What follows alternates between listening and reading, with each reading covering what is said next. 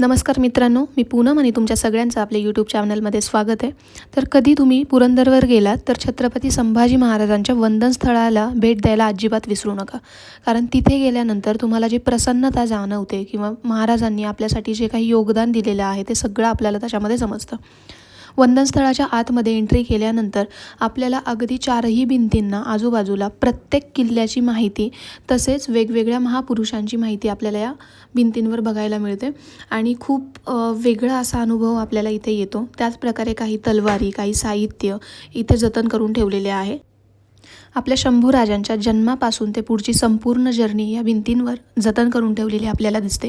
त्यांनी कशा प्रकारे शिक्षण घेतलं, त्यांना कुणी हेल्प केली, त्यांचे मार्गदर्शक कोण होते, त्यांच्या आईंनी त्यांच्यावर काय संस्कार केले, राजांनी त्यांच्यावर काय संस्कार केले आणि कशा प्रकारे त्यांनी कोणकोणते पराक्रम गाजवले.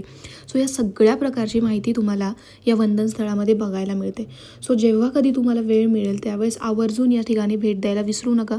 किल्ला तर आहेच आहे, खूप साऱ्या गोष्टी किल्ल्यावर आपल्याला बघायला मिळतात, पण त्याच्यासोबतच पुरंदरवर हे वंदनस्थळ जे तयार केलेलं आहे तर ते खूप अप्रतिम आहे आणि त्याची एक वेगळी भूमिका आपल्याला बघायला मिळते. पुरंदर किल्ल्याबद्दल जर स्पेसिफिकली बोलायचं झालं तर पुण्यापासून अंदाजे 40 किलोमीटर अंतरावर पुरंदर किल्ला बसलेला आहे आणि आपल्या शंभू महाराजांचं जन्मस्थान म्हणजे पुरंदर किल्ला. सो पुरंदरवर गेल्यानंतर आपल्याला वंदनस्थळामध्ये मोबाईल घेऊन जायला अलाउड आहे, बट ज्यावेळेस आपल्याला ट्रेक करून किल्ल्याच्या वर म्हणजे केदारेश्वर मंदिराकडे आपल्याला ज्यावेळेस जायचं असतं त्यावेळेस आपला मोबाईल बंद करून आपल्याला आर्मीकडे सुपूर्द करावा लागतो, कारण मोबाईलवर आपल्याला अलाउड नाही आहे. याच्यामागे रिझन असं की आर्मीच्या खूप साऱ्या गोष्टी किंवा आर्मी ट्रेनिंग म्हणा, खूप सारे वेगवेगळ्या प्रकारच्या आर्मी रिलेटेडच्या वस्तू म्हणा, ह्या सगळ्या गोष्टी पुरंदर किल्ल्यावर आहेत आणि त्याचं शूटिंग केलं जाऊ नये आणि फॉर सेफ्टी पर्पजेस आपल्याला मोबाईल अलाउड नाही केला जात.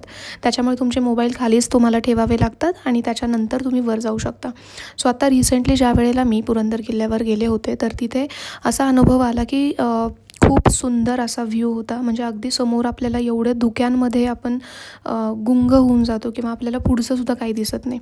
बट ज्यावेळेस आपण केदारेश्वर मंदिरामध्ये पोहोचतो त्यावेळेस असं वाटतं की आपण अगदी स्वर्गामध्ये येऊन पोचलो आहे. सो जर तुम्ही आत्ता पावसाळ्यामध्ये जाण्याचा विचार करत असाल तर नक्की तुम्ही तिथे भेट द्या. Yes, and thank you so much.